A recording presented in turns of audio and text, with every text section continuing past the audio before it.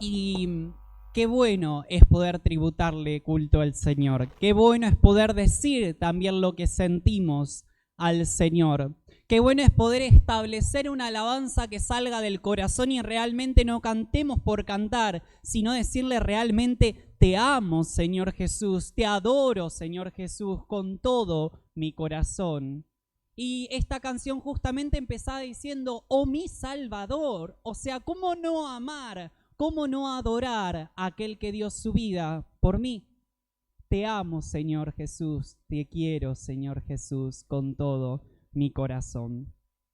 Y en esta mañana quiero estar compartiendo con cada uno de ustedes una reflexión, un pensamiento en el que el Señor me estuvo hablando mucho, mucho a mi vida. Y Dios quiera que también esta palabra pueda encontrar eco en alguno de ustedes. Y es algo que tenemos, o al menos yo, tenía muy naturalizado en mi día a día. Y esta reflexión la titulé solamente como para ponerle un título y que nos guíe en estos ejes que vamos a estar recorriendo, que se llama, o la titulé, ¿cómo reaccionamos en situaciones difíciles? Ante las situaciones difíciles de la vida, sean espirituales, materiales, físicas, ¿cómo reaccionamos? ¿Cuál es la reacción natural que tenemos nosotros como humanos, pero también como hijos de Dios? Y antes de poder empezar a analizar, que vamos a estar viendo el libro de Habacuc, antes quiero preguntarles o que identifiquen qué acción voy a tener en este pequeño acting, si se quiere, que voy a hacer a continuación. ¿Cuál es la acción que predomina en lo que voy a decir a continuación? 2 puntos, empiezo. No puede ser.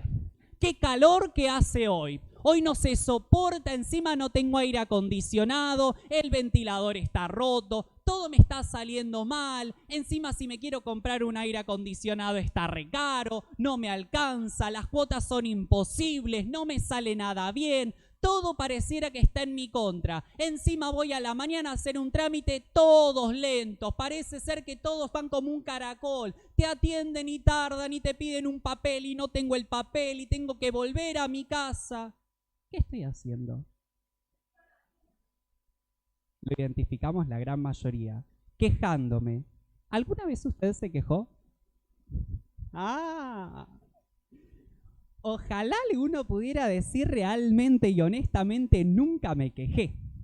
Porque qué fácil que es quejarse, ¿o no? Es re fácil. Sí, decime, Rocío. Te olvidaste. En todo caso, si después te acordás, nos decís. Pero la queja es algo tan natural y algo tan espontáneo. Sale enseguida. No tenemos ni que pensar, bueno, ahora me voy a quejar. No, directamente lo hacemos. Y es muy fácil hacerlo. Y hubo un personaje en la Biblia, en realidad hubo varios, pero nos vamos a centrar en uno solo, que se quejó. Por supuesto que sí, porque era persona, además de hijo de Dios. Pero no se olvide esta primera pregunta: ¿cómo reaccionamos ante situaciones difíciles? Los invito a poder abrir sus Biblias en el libro de Habacuc. Debbie, si querés podemos pasar al siguiente. Si alguien no tiene la Biblia en esta mañana, va a encontrar el versículo allí abajo. El libro de Habacuc, que les voy a dar un ratito, porque tal vez es un libro que no leemos seguido o que no lo encontramos tan fácil. Vamos a encontrar Jonás, Miqueas, Nahum, Habacuc, luego viene Sofonías, Ageo, Zacarías, Malaquías y después viene el San Mateo. Así que si ubica San Mateo, vaya a San Mateo y después da unas páginas para atrás. Libro de Habacuc, por supuesto, Antiguo Testamento, bien, que solamente tiene 3 capítulos y en esta mañana vamos a analizar los 3 capítulos. No se preocupen, voy a tratar de no ser extenso, sino recuperar los puntos más importantes de cada uno de ellos y cómo reaccionó Habacuc ante una situación difícil y qué nos enseña a nosotros cuando pasemos por una situación difícil si es que no le estamos pasando ahora. Libro de Habacuc, capítulo 1, vamos a leer del versículo 2 al 4. Si lo encontró, dígame amén, por favor. Buenísimo, si no, sabe que lo tiene ahí. ¿Hasta cuándo, oh Jehová, clamaré y no oirás. Y daré voces a ti a causa de la violencia y no salvarás. ¿Por qué me haces ver iniquidad y haces que vea molestia? Destrucción y violencia están delante de mí, y pleito y contienda se levantan. Por lo cual la ley es debilitada y el juicio no sale según la verdad. Por cuanto el impío asedia al justo, por eso sale torcida la justicia. Y esta primera parte la Biblia la titula Habacuc se queja de la injusticia. Pero primeramente, ¿quién fue Habacuc? Habacuc fue uno de los 12 profetas, bien, su ministerio era el profetizar, trabajaba para el Señor como profeta, y era uno de los 12 profetas menores que él vivía en el reino de Judá. Era una parte de la división que se había hecho de Israel, y la capital de Judá, como para ubicarnos, era Jerusalén. También estaba Berseba y otras ciudades y puntos importantes, pero por ahí si les suena Jerusalén, sepa, seguramente sí, le suene Jerusalén, sepa que estaba dentro del reino del sur o reino de Judá, también se le llamaba. Habacuc vivía ahí, en el reino de Judá o en Judá. Pero la Biblia nos cuenta que las personas, la sociedad en ese momento, estaba siendo un caos realmente. Había idolatría, había muchísima maldad, había muchísimo pecado, eran crueles. La idolatría la establecían a diferentes dioses, a diferentes estatuas. Y antes de seguir con esto, quiero que veamos, Debbie, si puede ser el siguiente, Habacuc, los mismos versículos en otra traducción. Esta está en una traducción que es la Nueva Traducción Viviente, y tal vez estas palabras pareciera ser que es alguna de nuestras oraciones. Fíjense lo que dice. ¿Hasta cuándo debo pedir ayuda, oh Señor? Pero tú no escuchas. Hay violencia por todas partes. Clamo, pero tú no vienes a salvar. ¿Tendré siempre que ver estas maldades? ¿Por qué debo mirar tanta miseria? Donde quiera que mire, veo destrucción y violencia. Estoy rodeado de gente que le encanta discutir y pelear.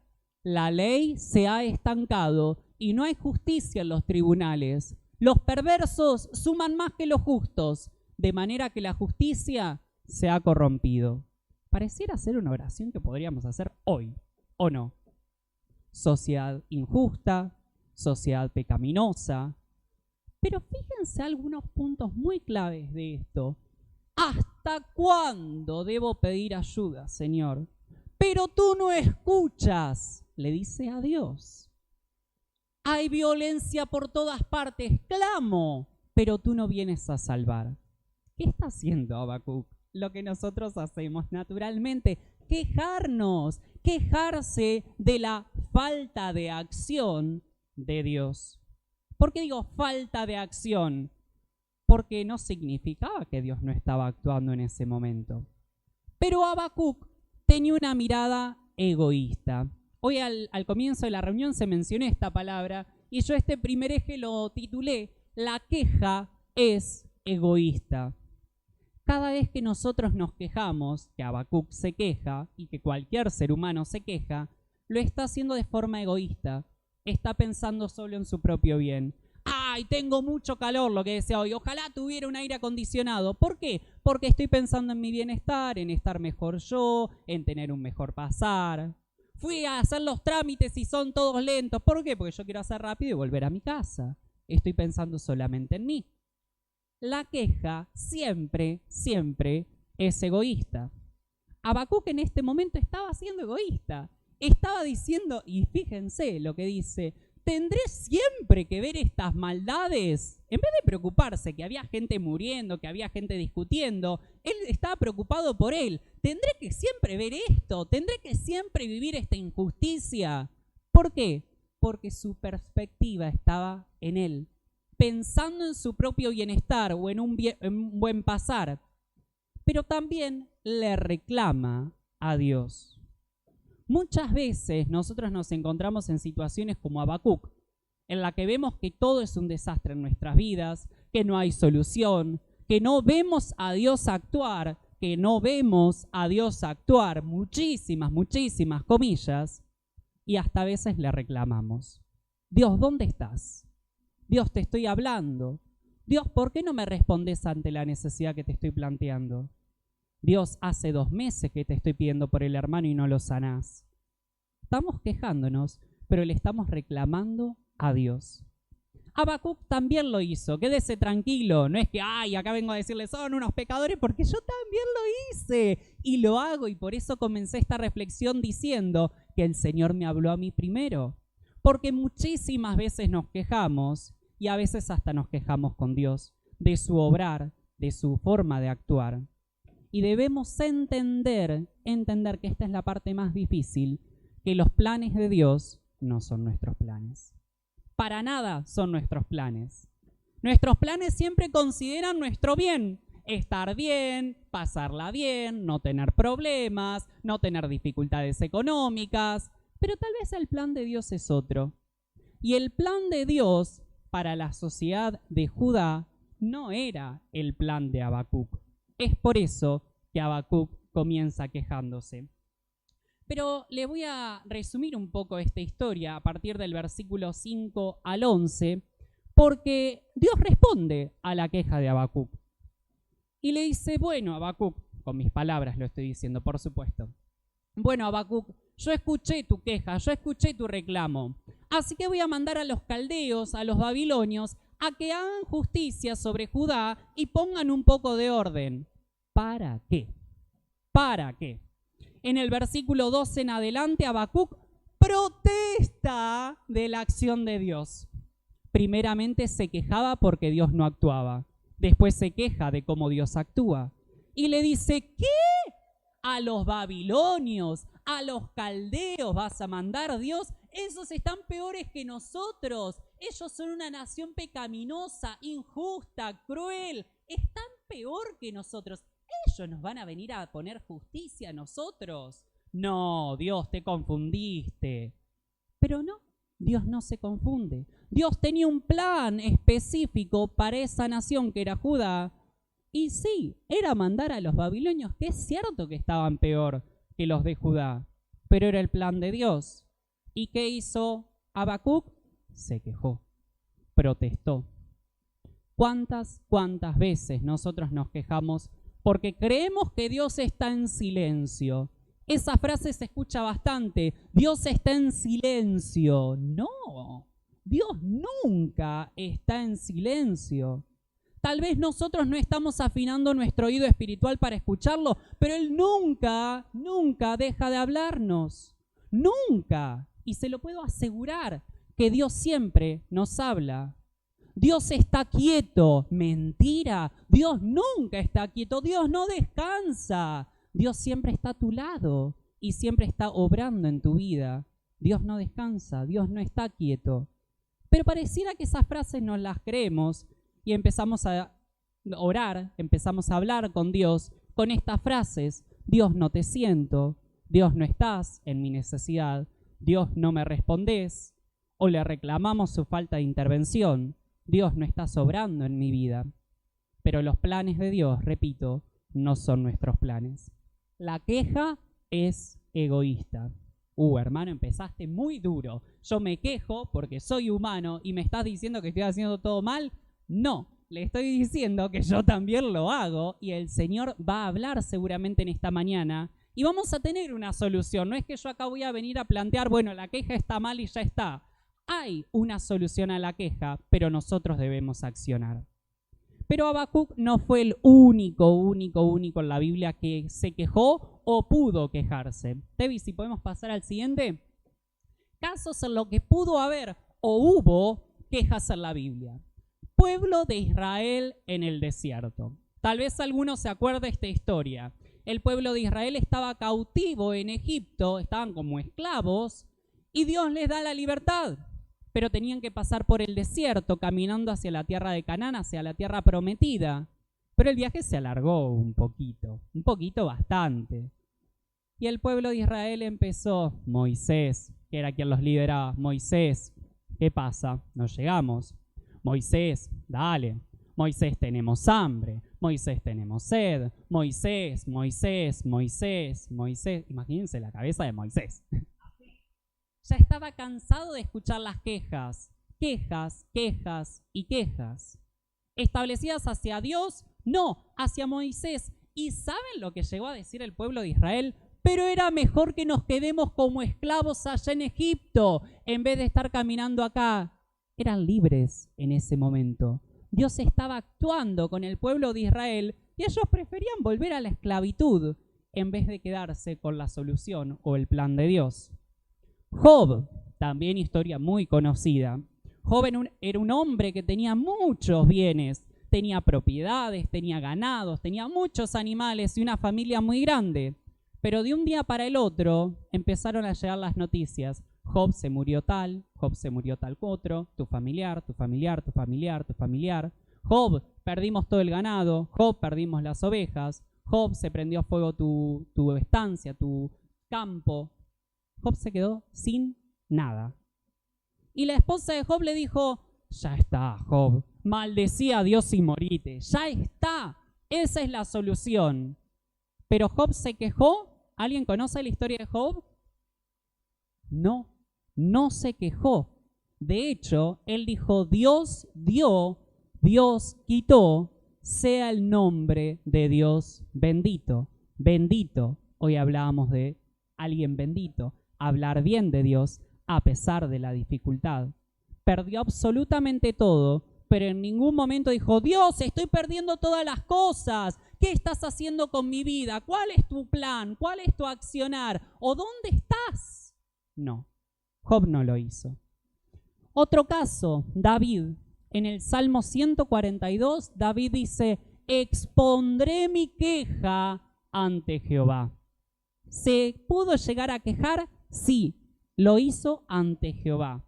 Él se quejó también, vivió situaciones difíciles y en este caso vemos otro personaje que se pudo haber quejado y se quejó. Expondré mi queja ante Jehová, si en algún momento después quiere leer Salmo 142. Y por último, Jesús en la cruz. ¿Había razones para quejarse? Un montón. Escupido, maltratado, burlado, ridiculizado. Le pusieron una corona de espinas en su cabeza. Clavaron clavos en sus manos, en sus pies. Le hicieron llevar su propia cruz. Lo ridiculizaron diciéndole, ¿qué? ¿Vos decís que sos el Hijo de Dios? Razones para burlarse, para quejarse. Tuvo millones, millones. Pero lo único que dijo Jesús antes de morir fue, Elí, Elí, lama sabactani. Dios mío, ¿por qué me has desamparado? ¿Podríamos decir que fue una queja eso? Yo no lo consideraría una queja. Tal vez un reclamo a Dios puede llegar a ser, pero ¿en algún momento Jesús dejó de cumplir la voluntad de su Padre? No. ¿La cuestionó? No. Fue tentado en todo y aún así cumplió con lo que su Padre quería para él. Nunca, nunca, a pesar de pasar por muchas dificultades, se quejó o cuestionó el accionar de Dios. Los planes de Dios, decía anteriormente, son perfectos, aunque nosotros no los entendamos. Y hay un versículo que si estás pasando por una situación difícil, y si no estás pasando por una situación difícil, te va a servir para más adelante, que es Jeremías 29:11, Debbie, si lo podemos ver. Lo vamos a leer en dos traducciones. Primeramente en la Reina Valera, 1960, y dice, porque yo sé los pensamientos que tengo acerca de vosotros, dice Jehová, pensamientos de paz y no de mal, para daros el fin que esperáis. Si lo ponemos en palabras tal vez un poco más actuales para poder encontrar eco en nuestro corazón de este versículo, fíjense en la Nueva Traducción Viviente. Pues yo sé los planes que tengo para ustedes, dice el Señor. Son planes para lo bueno y no para lo malo, para darles un futuro y una esperanza. El plan que Dios tiene en tu vida, aunque en este momento te parezca que no lo entendés, nunca, nunca va a ser para tu mal. Dios nunca va a querer el mal en tu vida. Los planes de Dios y los pensamientos son para lo bueno, para tu bien, para que tengas un futuro y una esperanza. Entonces, cuando estés en una situación difícil, no te quejes. No creas que Dios no está actuando. No creas que Dios está en silencio, porque Él está trabajando en un plan que es para tu bien. Pero en el momento yo le estoy pasando re mal, porque el Señor también nos pone a prueba. Y a veces eso es lo que cuesta. Cuando estamos pasando por la prueba, ahí creemos que Dios no está presente. Y le reclamamos a Dios y Dios está pensando, pero yo te envié esa situación. Es para que crezca tu fe, es para que vos estés mejor como hijo mío, para que puedas desarrollar esta relación que tenemos juntos. Y nosotros nos estamos quejando. Entonces, que la próxima situación en la que vivas un momento difícil o si estás viviendo una situación difícil, no te encuentres reclamándole a Dios o quejándote acerca de su accionar.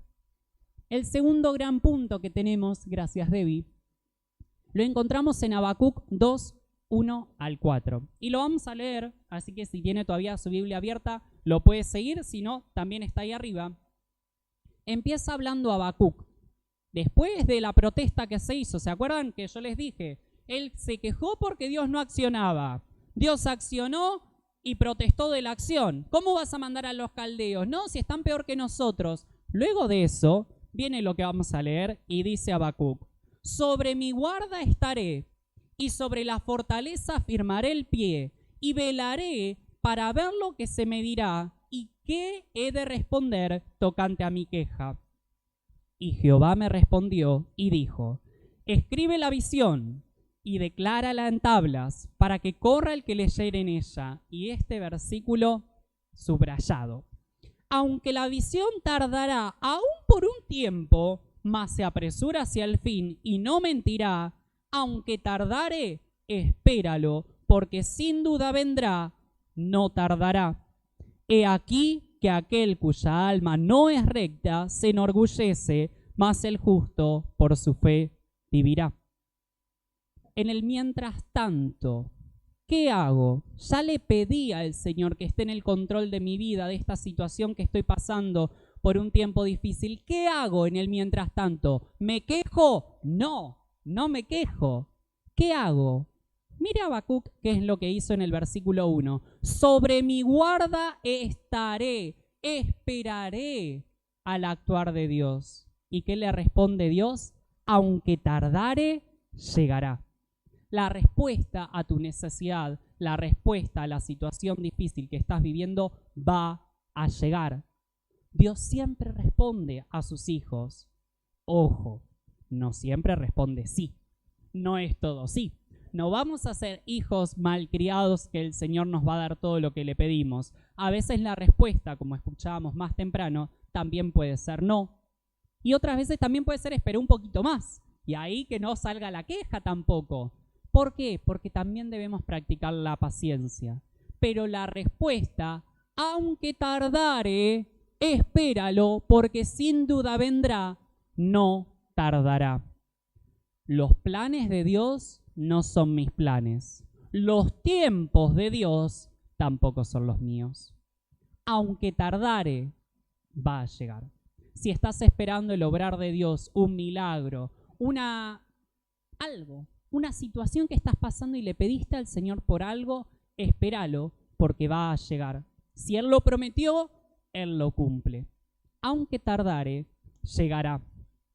Ahora bien, mientras espero, que me quedo así como un palito esperando que el Señor actúe en mi vida y no me quejo. Bueno, no me quejo sí, pero no me quedo como un palito.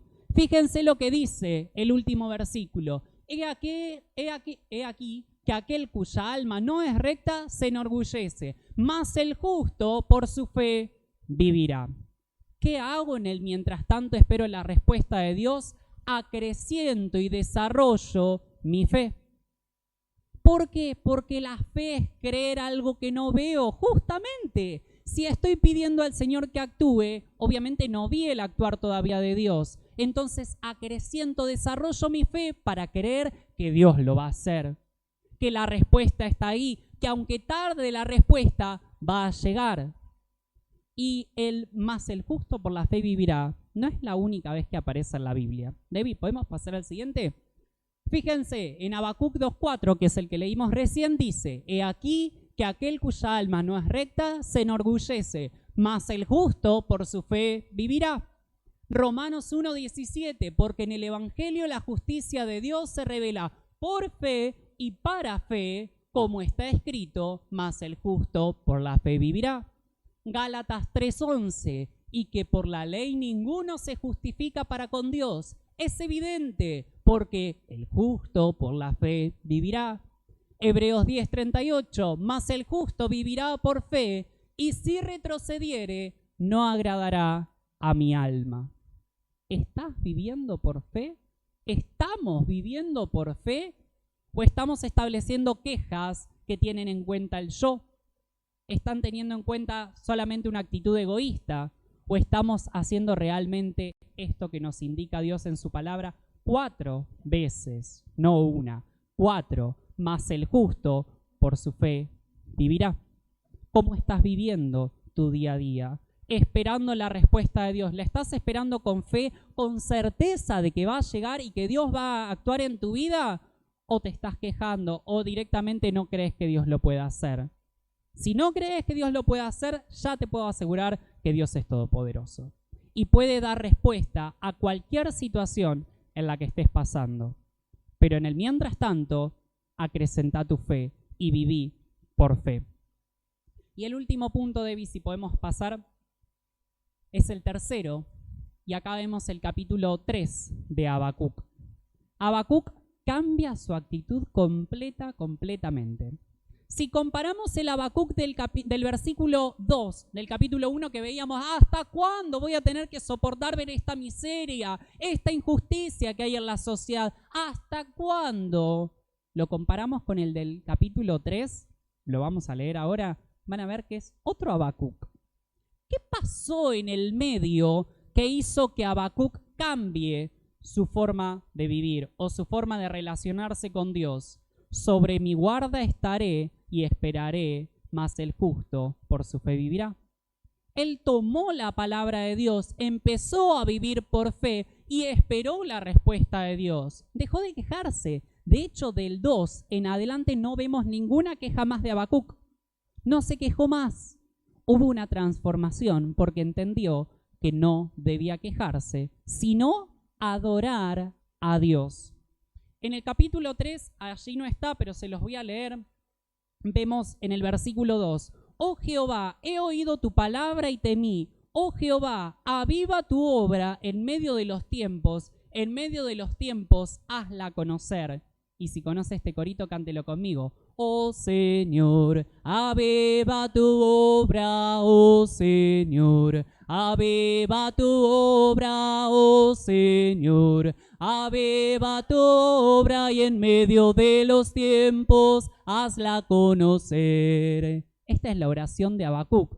Le está diciendo, oh Señor, yo conozco que tenés poder, aviva tu obra y en medio de los tiempos hácela conocer.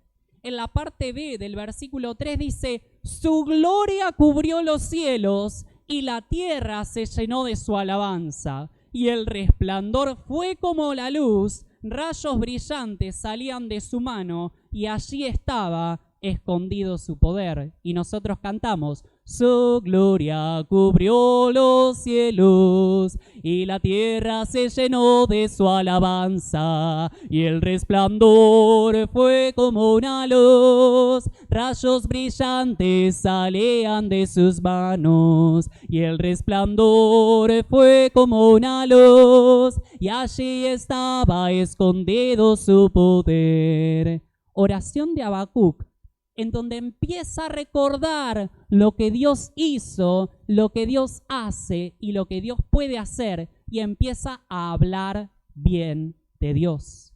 Empieza a adorar a Dios a través de una alabanza, a través de su oración, y a recordar lo que Dios puede hacer en su vida, y ya no a quejarse por lo que Dios no está haciendo, que sí está haciendo.